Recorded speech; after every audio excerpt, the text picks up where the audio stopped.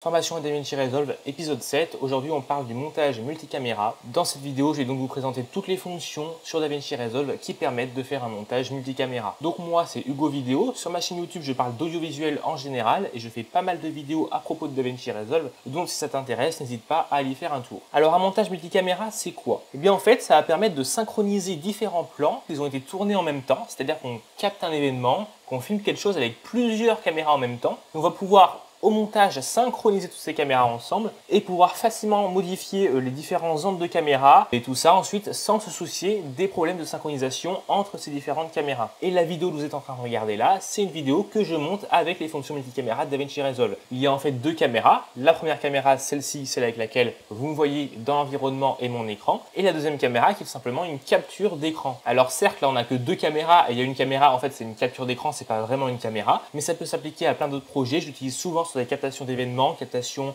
de gala de danse, captation de chorale. Donc, comme vous l'avez compris, pour faire du montage multicaméra, il faut déjà une scène qui a été filmée de différents points de vue avec plusieurs caméras. J'ai ici 4 plans qui ont été filmés lors d'un concert et ces 4 plans ont donc été tournés en même temps avec 4 caméras différentes. Donc c'est ceux qu'on va utiliser pour exemple pour ce tutoriel. La première chose à faire, ça va être de synchroniser ces 4 plans ensemble dans ce qu'on appelle un plan multicaméra. Pour ça, on sélectionne nos clips dans la bibliothèque de médias, on fait un clic droit et vous pouvez ici créer un nouveau plan de multicaméra en utilisant ces clips. Vous avez ici le nom de votre plan multicaméra. Par défaut, ça reprend le nom du premier fichier vidéo avec le mot multicaméra à la fin, vous pouvez l'appeler comme vous voulez. Ensuite, vous avez tous les paramètres pour créer ce plan multicaméra. Donc la fréquence d'image, c'est par défaut celle que vous avez mis dans votre projet. Ici, on a la synchronisation des angles. Donc ça, c'est-à-dire, on a 4 caméras, et bien comment DaVinci Resolve va faire pour synchroniser les angles de caméra ensemble pour que ce soit synchronisé. Si vous choisissez In, DaVinci Resolve va synchroniser tous vos plans et tous les plans, comme vous le voyez, seront synchronisés par leur instant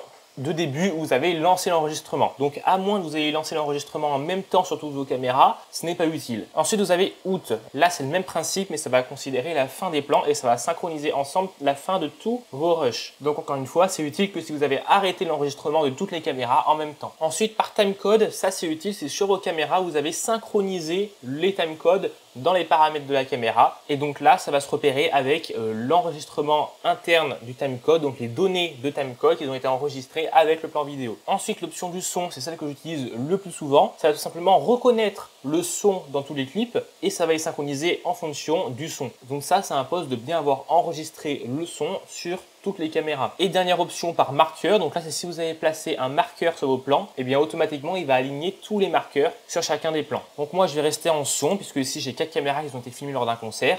J'ai enregistré le son avec mes 4 caméras, donc DaVinci Resolve va automatiquement, à partir du son, pouvoir synchroniser mes images. Donc si vous utilisez le son, il va falloir renseigner d'autres informations. Donc là, le channel, c'est la piste audio tout simplement que vous allez utiliser, puisque lorsque vous faites un enregistrement avec votre caméra, vous pouvez enregistrer plusieurs pistes audio, soit en mono, soit en stéréo, soit avec plusieurs pistes audio. Donc là, il n'y a pas vraiment d'importance dans mon cas, mais en gros, comme là c'est un plan stéréo, 1 c'est le côté gauche, 2 ça va être le côté droit, mix ça va être les deux côtés en même temps, donc le son global stéréo, et automatique c'est DaVinci Resolve qui va automatiquement choisir. Donc personnellement j'ai sélectionné le mix pour avoir tous les sons ambiants qui ont été captés. Ensuite le multicam audio, ça va tout simplement permettre de choisir dans votre plan multicaméra pour chaque angle de vue quelle piste audio il va faire correspondre. Donc par défaut, vous laissez Source Audio Channel et ça va garder la même piste audio que vous avez enregistrée avec votre caméra. Après, vous avez aussi référence audio qui peut être utile. Dans ce cas-là, ce qu'il va faire, c'est qu'il va prendre l'audio de mon angle 1 et qu'il va l'appliquer de partout. Je vous conseille de rester sur ce qui est par défaut. Vous verrez après que tout ça, de toute manière, on peut le modifier. Ensuite, le nom des angles, vous pouvez rester en séquentiel. Ça va tout simplement numéroter les angles de caméra 1, 2, 3, 4, 5, etc. Sinon, si vous avez rentré des métadonnées dans vos fichiers, que vous avez par exemple une métadonnée de l'angle, et ben ça va pouvoir réutiliser le nom de l'angle que vous avez en métadonnées. Je vous rappelle que les métadonnées, etc., comment les modifier, ce que c'est, on en a parlé au tout début de cette formation. Métadonnées caméra, ça va utiliser le nom de la caméra, pareil, extrait des métadonnées. Vous pouvez aussi utiliser le nom du clip ou le nom du fichier pour nommer vos angles. L'option suivante de Split Multicam Clips at Gaps. Pour vous l'expliquer, je vais prendre un exemple. Imaginons que je reprends ma captation de la chorale et qu'il y ait deux parties dans cette chorale. Une partie 1 du spectacle, une partie 2 du spectacle. Et du coup, on est filmé la partie 1 et la partie 2 avec deux fichiers vidéo à chaque fois. Et bien, je pourrais sélectionner tous ces fichiers vidéo. Avec ça, faire un plan multicaméra. Et si je sélectionne cette option, que DaVinci Resolve va faire, c'est que entre les plans filmés à la partie 1 et les plans filmés à la partie 2, il y aura un trou en fait. Et bien du coup, il va en faire deux fichiers multicaméra. Un premier avec la partie 1, un deuxième avec la partie 2. Vous avez ensuite différentes options, notamment une qui est cochée par défaut, qui va placer vos clips originaux, donc les clips originaux qui sont là, eh bien ça va les placer dans un sous-dossier clips originaux. Ça peut être utile, après la plupart du temps je l'enlève. Une autre chose qui peut être utile, c'est de détecter les clips qui sont issus de la même caméra, c'est-à-dire que si vous filmez avec une caméra et que parfois par erreur ça arrive pendant l'enregistrement, vous coupez la caméra et après vous la relancez. Les deux fichiers qu'il a, ils appartiennent à la même caméra, donc il va les mettre ensemble sur la même piste vidéo. Mais pour faire ça, il faut forcément avoir les métadonnées qui permettent de savoir que c'est la même caméra. Bon, ensuite on peut faire créer le plan multicaméra. Donc là, DaVinci Resolve est en train d'analyser mon contenu pour pouvoir tout synchroniser ensemble via l'audio. Vous voyez, c'est écrit juste là qu'on fait une synchronisation par audio. Et là, vous voyez qu'il m'a créé mon plan multicaméra et qu'il m'a placé tous mes clips dans le fichier clips originaux. Maintenant, on va chercher à ouvrir notre plan multicaméra. Donc pour ça, on fait un clic droit sur le plan multicaméra et on fait ouvrir dans la timeline. Et donc là, on se retrouve avec nos 4 clips, premier, deuxième, troisième, quatrième, qui sont tous superposés les uns au-dessus des autres et qui sont tous synchronisés. Maintenant, imaginons pour X ou Y raison, soit la synchronisation automatique ne marche pas, soit vous ne pouvez pas faire de synchronisation automatique, vous pouvez aussi faire une synchronisation manuelle. Ce qu'il faut savoir, c'est que là, votre plan multicaméra, dedans, vous allez pouvoir, en fait, vous voyez, déplacer les choses, les couper, rogner les plans, les changer de piste. Bref, vous pouvez faire plein de choses comme dans une timeline classique. Et donc là, imaginons que pour X ou Y raison, ce plan-là ne s'est pas synchronisé. Comment je peux le faire pour le synchroniser? Eh bien, comme dans une timeline classique, c'est-à-dire que je peux l'importer dans ma timeline. Et ensuite, je peux soit refaire une synchronisation par audio en sélectionnant tous mes plans et en faisant Auto Aligning Clips, comme je vous l'ai expliqué dans l'autre vidéo, et en les alignant par l'audio. Ça, je vous ai déjà expliqué comment le faire dans une dernière vidéo où on parlait de l'audio. Mais sinon, si par exemple, vous n'avez pas d'audio, eh bien, on peut aussi le faire manuellement en vous basant par exemple sur l'image. Donc, votre plan multicaméra, vous voyez qu'ici, vous pouvez le visualiser comme vous visualiserez une timeline classique, c'est-à-dire que le plan que vous voyez là, c'est celui qui est le plus au-dessus. Donc là, dans mon cas, c'est cet angle-là qui est l'angle 3. Et donc, sur cet angle 3, par exemple, je peux y repérer un moment particulier. Par exemple, je repère ce moment-là où on a la première note de piano. Ce que je peux faire, par exemple, pour le repérer, c'est ajouter un petit marqueur. Comme ça, je sais à ce moment-là que j'ai ma petite note de piano. Et maintenant, cet angle 4 que je viens de rajouter, je veux le synchroniser au même moment. Et bien, comment je fais? Je vais venir repérer sur mon plan le même endroit avec la même note de piano. Donc, par exemple, ici, je repère qu'il y a exactement le même moment la même note de piano. Donc ça, je peux le repérer au son, à l'écoute et également au niveau de la forme d'onde, ou s'il n'y a pas de son, vous pouvez prendre un repère à l'image. Et là, vous pouvez par exemple venir manuellement synchroniser votre plan en alignant les deux marqueurs. Et donc là, ce qu'il faut comprendre, c'est que chaque piste ici correspond à un angle de vue. Donc la piste 1 ici correspond à mon premier angle de vue avec ma vidéo et mon son. La piste 2 ici correspond à mon deuxième angle de vue avec la vidéo de la piste 2 et l'audio de la piste 2. Pareil pour la piste 3, pareil pour la piste 4. Là, vous pouvez mettre autant de pistes que de caméras vous avez. Et quand je parle de faire autant de pistes que dans le de vue qu'on a, on peut aussi imaginer des faux angles de vue. Je m'explique, j'ai ici le plan large. Comment j'ai fait pour afficher le plan large là? Bien, comme le plan large, c'est ma piste 3, bien, j'ai caché ma piste qui était au-dessus. Et là, j'ai par défaut ma piste qui est la plus en haut qui est affichée. Et bien dans ce plan large, je peux imaginer une seconde caméra virtuelle qui est un plan plus serré dans ce plan large. Et donc, je peux m'imaginer ça comme étant une nouvelle caméra. Je peux, si je le veux, dupliquer ce plan-là sur une nouvelle piste, une piste 5. Je peux aller dans l'inspecteur, faire un zoom, et voilà par exemple le rendu de ma 5e caméra, qui est en fait une caméra fictive, mais ça vous permet après, dans le montage multicaméra, de choisir entre toutes vos caméras. Et si vous voulez faire des zooms, et vous voulez très souvent répéter ce zoom-là à différents moments de votre montage, et bien pour ne pas avoir à chaque fois à faire le zoom sur votre plan, et bien vous pouvez par défaut créer un angle de caméra qui est cette valeur de plan-là. Maintenant, ici, vous avez différents angles de vue. Et donc là, ils ont été mis dans un ordre par défaut, angle 1, angle 2, angle 3, angle 4. Mais vous pouvez toujours changer cet ordre-là. Imaginons que pour vous, ce soit plus logique que l'angle 1 soit le plan large, l'angle 2, la caméra à gauche, l'angle 3, la caméra à droite. Bien, vous pouvez changer cet ordre-là. Et donc, pour changer l'ordre des pistes, vous pouvez soit le faire manuellement en montant, descendant comme ça des plans, soit vous avez aussi un raccourci clavier si vous appuyez sur Alt. Et avec les flèches, vous allez pouvoir monter ou descendre un plan. Alors faites attention parce que vous voyez que là, quand je l'ai fait, ça m'a écrit par-dessus mes autres plans. Donc j'ai supprimé mes autres plans. Donc il faut bien le monter dans une piste qui est vide. Maintenant, on revient dans notre timeline classique. Donc là, j'ai une timeline 1, une timeline classique, c'est pas un plan multicaméra. Et là-dedans, je vais faire mon montage de la captation de la chorale par exemple, ou montage de ce que vous avez filmé en plan multicaméra. Et donc là, le plan multicaméra va fonctionner comme n'importe quel autre plan que vous pourrez avoir filmé. C'est-à-dire que là, ici, dans mes miniatures, je retrouve un plan multicaméra. Je peux, en double-cliquant dessus, le visualiser comme je visualiserai un média. La différence ici, c'est que quand vous le visualisez, vous voyez que vous avez différentes caméras et que vous avez vos 4 angles de caméra que vous pouvez visualiser en même temps. Et ensuite, vous pouvez l'importer dans votre timeline comme vous importeriez un plan classique. Donc là, par exemple, j'ai fait le raccourci F10. Et là, vous voyez que dans ma timeline, j'ai mon plan multicaméra et que je peux le lire comme un plan classique. Et c'est là que ça commence à devenir intéressant puisque ce plan multicaméra, en fait, c'est pas simplement un seul plan. Dans ce plan multicaméra, là dans mon cas, j'ai 4 angles de caméra, j'ai 4 plans. Et donc vous pouvez en avoir autant que d'angles de caméra que vous avez. Et donc par défaut, si vous regardez ici votre timeline, vous voyez qu'il y a écrit multicam angle 1. C'est-à-dire que là, ce que je vois actuellement dans ma timeline, c'est l'angle 1. Mais je peux aussi voir d'autres angles, puisqu'en fait, j'ai tous les angles qui sont intégrés. Alors, j'en reparle après comment faire ça et à quoi ça sert. Mais là, par exemple, je viens de switcher sur l'angle 2, et maintenant, je vois que mon plan multicaméra correspond au plan de ma caméra 2. Et là, vous me dites, ok, c'est bien, mais sur mes 2 heures de concert, par exemple, ou sur ce que j'ai filmé, je ne veux pas toujours afficher l'angle 1 ou toujours afficher l'angle 2. Je vais pouvoir afficher différents angles, etc. Et c'est là qu'on a une super fonction. Je vais ici fermer l'inspecteur, afficher mes 2 panneaux. Donc par défaut, on peut visualiser d'un côté ma timeline et mon rendu vidéo, et de l'autre côté, en général, on s'en sert pour visualiser les fichiers sources qui sont dans mes médias sources. Mais sur le premier visualiseur, vous pouvez aller juste ici, vous voyez, et là vous pouvez changer pour passer dans quelque chose qui s'appelle multicam. Et là maintenant, vous allez pouvoir visualiser vraiment votre plan multicaméra et pouvoir faire des modifications à partir de ce panneau. Alors concrètement, comment on fait? Donc là, moi j'ai que 4 angles de caméra, c'est pas énorme, et je peux tous les visualiser. Maintenant, vous avez peut-être plus d'angles de caméra, peut-être même beaucoup d'angles de caméra, et du coup, tout voir ici, ça peut faire beaucoup. Et bien c'est là en bas, vous pouvez modifier le nombre de plans qui sont affichés, donc là par défaut. Sinon, vous pouvez choisir combien vous en affichez. Donc 1 par 1, ça va afficher qu'un seul plan. 1 par 2, ça va afficher 2 plans. 2 par 2, ça va afficher du coup 4 plans, 2 fois 2, 4. 3 par 3, ça va afficher 9 plans. 5 par 5, ça va afficher 5 fois par 5, ça fait 25. Ça va afficher 25 plans. Dans mon cas, j'ai que les 4 premiers angles. Tous les autres angles, ils sont vides et noirs puisque je n'en ai pas filmé. Mais si vous les avez filmés, théoriquement, vous pourrez les retrouver ici. Maintenant, imaginons que vous affichez un affichage 1 par 2 où vous ne voyez que vos 2 premiers plans. Et vous dites, mais où sont passés mes autres plans? Eh bien, juste ici, il y a quelque chose qui s'affiche, vous voyez, avec différentes pages. Et vous pouvez passer à la page suivante pour avoir vos autres plans. Donc, page 2, page 1, et vous pouvez passer comme ça, page suivante, page précédente. Et si vous avez des fois beaucoup de plans multicaméra, imaginons que vous ayez 25 plans multicaméra. Si vous y affichez comme ça, c'est peut-être un peu petit. Eh bien, vous pouvez par exemple faire le choix d'y afficher en 2 par 2 et de switcher ensuite entre différentes pages. Donc ici, vous pouvez visualiser tous vos angles et dans le visualiseur de droite, vous visualisez l'angle final qui est dans votre timeline. Et pour savoir quel est l'angle final qui est dans votre timeline, vous pouvez le repérer par le petit cadre rouge. Vous voyez qu'autour de mon angle 2, j'ai un cadre rouge, ce qui veut dire que c'est actuellement l'angle 2 que j'ai dans ma timeline. Le cadre rouge, ça veut dire que vous avez à la fois l'audio et la vidéo de l'angle 2, et vous pouvez aussi avoir des cadres bleus ou verts si vous n'utilisez pas l'audio et la vidéo de la même piste. Là, si vous regardez dans ma timeline, vous voyez qu'au début, j'ai mon angle 2, mon angle 2. Vous voyez qu'à cet endroit-là, j'ai fait une coupe,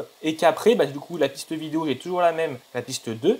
Mais pour l'audio, je suis passé sur mon angle 1. C'est pour ça que mon angle 1 est en vert, signifiant que j'ai l'audio du 1, et mon angle 2 est en bleu, signifiant que j'ai la vidéo de l'angle 2. Maintenant, vous me dites, c'est bien tout ça, mais comment tu as fait une coupe ici entre l'angle 2, l'angle 1, etc. Comment en fait on se sert de tout ça pour faire un montage? Eh bien, c'est en fait extrêmement simple. Lorsque vous voyez vous passer sur vos différents angles, vous avez ici le petit outil de rasoir qui s'affiche, et lorsque vous allez cliquer dessus, regardez, je clique sur l'angle 3, instantanément ça m'a fait une coupe dans ma timeline, une coupe vers l'angle 3, ce qui veut dire qu'après on voit l'angle 3, et je peux lancer la lecture. Vous voyez que là j'ai mon angle 3, imaginons que maintenant je me dis mince, mon angle 3 il est bien, mais maintenant je veux mon angle 2. Qu'est-ce que je fais? Eh bien, je viens cliquer sur mon angle 2 et instantanément ça me fait une coupe dans l'angle 2, et dans ma vidéo j'ai l'angle 2 qui apparaît. Je peux faire les coupes soit en mettant en pause en faisant la coupe, soit en laissant la lecture et en faisant les coupes pendant que la lecture se fait en même temps. Et donc là, comme vous le voyez, je switch à la fois l'audio et à la fois la vidéo. On voit que j'ai une coupe pour la vidéo et une coupe pour l'audio. On voit que j'ai l'audio et la vidéo à chaque fois qui se changent. Mais peut-être que je veux switcher que la vidéo. Si par exemple j'ai filmé comme ici un concert, pour l'audio, j'ai utilisé un audio de référence de bonne qualité qui vient d'ailleurs. Et en fait, moi ce que je vais vouloir changer, c'est seulement les pistes vidéo. Vous voyez qu'ici vous avez 3 petits symboles. Un symbole vidéo et audio, un symbole que vidéo et un symbole que audio. Et c'est tout simplement en fonction de ce que vous sélectionnez ici que ça va choisir, vous importer que la vidéo, l'audio ou que l'audio. Si par exemple je sélectionne que la vidéo et que maintenant je viens faire une coupe, eh bien je vois qu'instantanément dans ma timeline, j'ai fait une coupe que à la vidéo. Maintenant, imaginons que vous avez fait votre montage multicaméra, vous avez fait toutes les coupes que vous vouliez, et puis vous regardez ça et vous vous dites, là j'ai mis par exemple l'angle 3, mais en fait l'angle 3 il me plaît pas, je préférais mettre l'angle 1. Là vous pouvez soit utiliser une mauvaise méthode. La mauvaise méthode ce serait quoi? Ce serait venir se mettre au début de l'angle 3 pour venir ensuite cliquer sur l'angle 1 pour rechanger l'angle 1. puisqu'il faut savoir qu'au moment où vous faites une coupe pour changer, ça change que jusqu'à la prochaine coupe dans votre montage et non jusqu'à la fin de votre vidéo. Donc ce serait une solution, mais c'est pas optimal. Il y a une meilleure solution, vous avez simplement besoin d'être au niveau de votre clip et vous allez venir appuyer sur la touche Alt de votre clavier. Et là vous voyez que l'icône il vient de changer, parce que maintenant j'ai un petit icône Switch. Lorsque vous allez faire ça, vous allez switcher de plan. Imaginons que là mon angle 1, je veux le switcher sur mon angle 3, je clique comme tout à l'heure avec ma souris sur l'angle 3, et là vous voyez que c'est tout mon angle 1 qui s'est switché en angle 3. Maintenant tout ça, pour optimiser votre montage, vous pouvez le faire avec des raccourcis clavier. Au lieu d'à chaque fois venir cliquer sur votre plan ou de venir faire Alt et clic, eh bien vous pouvez simplement vous passer de la souris et faire ça au raccourci clavier. Les raccourcis clavier par défaut, tout simplement les chiffres du pavé numérique. Je n'ai pas de pavé numérique sur mon clavier, donc je ne peux pas vous montrer, mais par défaut, si vous voulez faire une coupe à l'angle 1 et vous appuyez sur la touche 1 et hop, ça vous fait une coupe à l'angle 1. Et si vous voulez switcher un angle, par exemple passer de l'angle 1 à l'angle 2, bien vous faites Alt plus le numéro, par exemple Alt plus 2, ça passera à l'angle 2. Pas de panique si comme moi vous avez un clavier sans pavé numérique, ces raccourcis clavier, vous pouvez les modifier. Vous allez dans DaVinci Resolve, Keyboard Customization, ici vous pouvez chercher multicaméra. Et là vous avez ici multicam cut et multicam switch. Donc le cut, c'est ce que je vous disais, c'est les pavés numériques de 1 à 9 pour cut. Mais si vous voulez changer, vous le pouvez. Par exemple, moi, comme j'ai pas la touche 1, je peux très bien choisir de mettre la touche F1. Et pour l'angle 2, la touche F2. Et multicam switch, là, c'est pour du coup faire les switches, les changements de plan. Donc comme je vous l'ai dit, Alt de Alt à 1 à Alt 9. Et vous pouvez les remplacer par ce que vous voulez. Par exemple, CTRL F1, CTRL F2, etc., etc. Et une autre méthode encore mieux que je préfère, c'est d'utiliser ce petit clavier. Donc ça c'est le DaVinci Resolve Speed Editor. Donc j'en ai fait une vidéo où je vous le présente, où je vous fais un tuto complet sur ce clavier. Et sur ce clavier ici vous avez 9 touches de multicam. Et donc pour faire du multicam avec ce clavier c'est pas compliqué. Si vous voulez faire un cut, vous appuyez sur la touche de la caméra en question et ça fait un cut. Et si vous voulez faire un switch, vous appuyez 2 fois sur la touche, 2 fois sur 1, hop ça me switch. 2 fois sur 2, ça me switch. Je ne rentre pas dans l'état de ce clavier parce que la majorité d'entre vous, je pense, n'ont pas ce clavier et en plus j'en ai fait une vidéo dédiée sur le clavier. Votre plan multicam que vous avez là maintenant dans votre timeline, il fonctionne comme un plan classique. Si vous voulez faire un rognage, imaginons que là entre votre angle 2 et votre angle 1, il y ait un moment qui ne vous intéresse pas et vous voulez supprimer de la vidéo, et bien vous pouvez faire un rognage comme vous le faites habituellement. Si vous voulez carrément supprimer un plan qui ne vous plaît pas, vous pouvez supprimer une partie. Vous pouvez venir sélectionner un plan et venir dans votre inspecteur, venir y faire un zoom. Tous ces petits plans que vous avez dans votre timeline, ils se comportent comme des plans classiques et vous pouvez faire les mêmes modifications. Vous pouvez venir modifier le volume, vous pouvez y appliquer des effets, etc., etc. Mais en général, avant de faire toutes ces modifications et d'appliquer des effets, on va aplatir son plan multicaméra. Alors attention, puisque lorsqu'on aplatit son plan multicaméra, on ne peut pas revenir en arrière. C'est-à-dire que si après avoir aplati votre angle multicaméra, vous voulez encore faire des modifications sur les angles, passer de l'angle 2 au l'angle 3, etc., vous ne pourrez plus le faire. C'est pour ça qu'avant cette étape, je vous conseille toujours de dupliquer votre timeline. Donc vous prenez votre timeline, vous la dupliquez, vous en gardez une copie à côté. Comme ça, si plus tard vous voulez refaire des modifications d'angle de vue, vous pourrez revenir sur votre timeline dupliquée pour faire ces petits changements. Alors, aplatir un plan multicaméra, en fait, ça va permettre de supprimer tous les angles inutilisés, justement. C'est justement pour ça qu'après, vous n'avez plus accès aux autres angles. Et ça va permettre de conserver que les angles qui sont actifs et visibles à l'écran. Cette option, ce qu'elle va vous permettre, c'est par la suite d'étalonner les plans, par exemple, indépendamment.